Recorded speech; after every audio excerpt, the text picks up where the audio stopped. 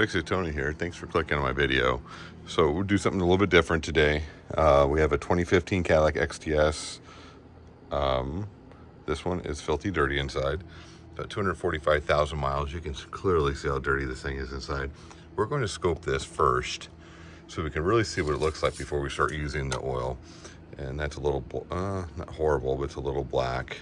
We'll go ahead and do an oil change, even though it has 40% oil life according to the computer. Again, don't rely on the computers on these things. When you start putting serious miles, start doing an oil change no more than 5,000 miles if you want to keep your car. If you want to just drive it until it dies, yeah, then keep on doing your 10,000 mile oil changes because it will die. So you can see here what we have around 248,973, and this is where we'll start. We'll get her on the lift, do an oil change. We have some other work to do to it, but we'll get some scoping, and I'll put that in the video here in a moment. All right, we'll go ahead and start. We're going to drain the oil here. Let's remove our drain plug here. We're going to let this thing drain out. We have a lot of work to do to this one today. It has blown out lower control arms. We're going to go ahead and replace those. It needs brakes on all 4 tires. So we're going to blast through a lot of work, but while we're working on that stuff, we're going to let this thing drain so we get all the oil out of it, so we can get the camera in there, take a look around, see what's going on. All right, we're going to start draining this one out. After you get so many miles on these things, people round these bolts off using the wrong wrenches, and we're going to go and replace that drain plug while we're in here messing around with everything else. The engine's a little cool, so it's not going to drain as fast. Let me use my other hand so I don't get oil over my hand. We have a catch. I'm not really worried about this thing falling. All right, so we're going to lose our drain plug. That thing's been rounded off more times than I would like to see. So we're going to replace that while we're in here. Drop the oil. Come on, a little bit more. There she goes. Alrighty, so we'll let her drain. Good couple hours here.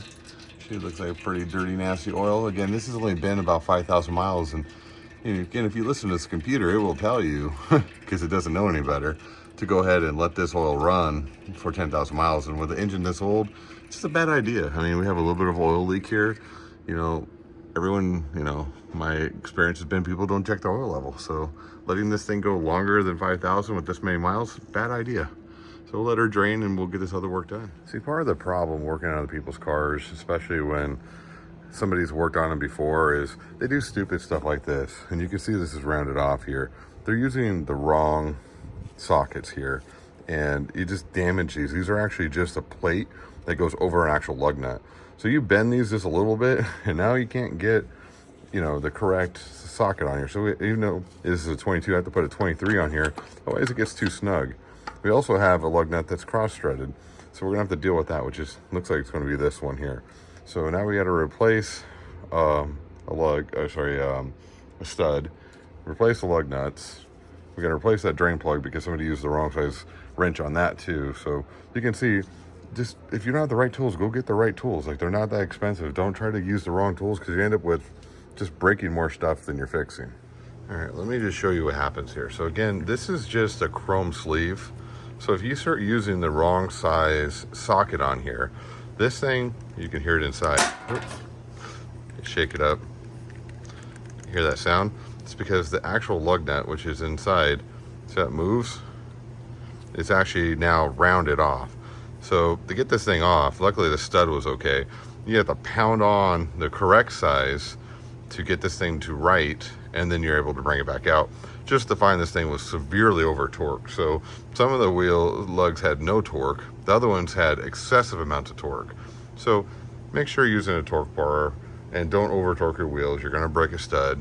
And if you're just gonna have problems if you don't do this correctly. So get the correct tool for the job or don't do the job. We'll move on to the next part. All right, so we're fixing this on the budget, but budget can only do so many things. So if you have broken items on your vehicle, you can't go on a budget and not just fix stuff. And I'll show you right here. So this rotor, not that bad, but you can see there's a groove there. When you mic this is under spec. So even though this rotor doesn't look that bad, it needs to be replaced. The pads are also paper thin. I'm not sure if you can see in there, but there's basically no pad left. We waited the last minute to do these. Also a problem. We took it to the alignment shop because we wanted to get some pre-specs. They said the lower control arms and the upper ball joint are ruined. So we went and ordered those. The upper doesn't look that bad. The lower doesn't look that bad. This looks fine on this side, even though this is cambered in a little bit. But we also have some problems over here. So again, rotor, no good. Pads, completely gone. Upper ball joint doesn't look that bad.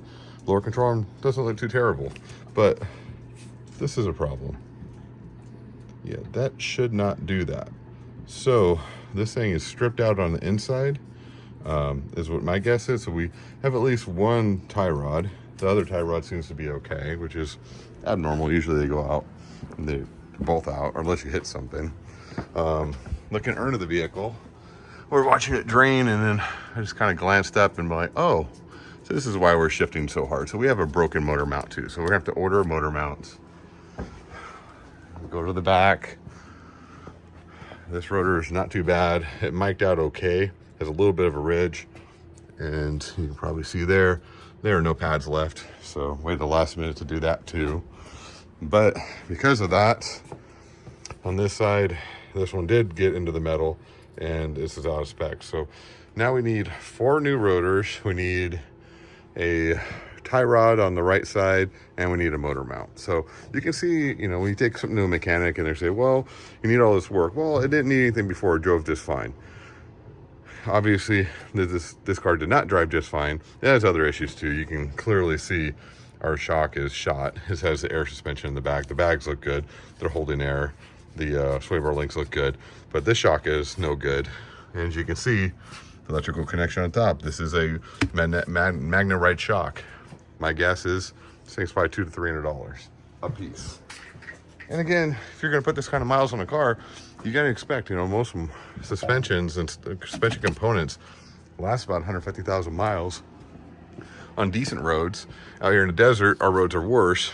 This is also an electromagnetic shock. I don't see too much bleeding on this one, so this one may be okay. But you got to expect that you're going to have to take care of this stuff once in a while. You're going to have to put some money aside if you plan on keeping this car. This one, again, does not look as it's leaking. So front, I think we're okay. Back, we're going to have to deal with that. So we have a lot of breaking down to do. We had to go get some parts here and start getting some pads done here and go on from there. So this is the video from my borescope. We're going in through the valve cover, and we're going to get right past the oil baffle here. And you can kind of see that's actually on the inside of the valve cover through the baffle. We're going to dig a little deeper in here so we can get to where we're trying to get to see. And you can see, boom, there we are. There's your timing chain. And again, this is 240,000 miles worth of just kind of built up varnish and, you know, normal what you would see in an engine with extended oil changes. But, you know, it looks like there's been synthetic use because it's not horrible, but it's definitely got some buildup in here. So we're going to scope it now and do a couple oil changes. We'll come back and do an update and kind of see what the difference is, if this actually got all cleaned up or if it looks the same. I think this is a good way to get an idea of what we're looking at here.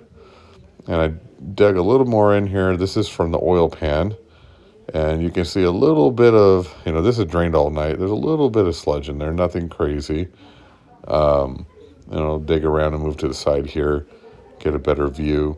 So that's, you know, it drained for 12 hours. So this is what was still in the pan. And it's just a little bit of buildup. You can see in the way it rained down. So we got the rest of the repairs done to this car.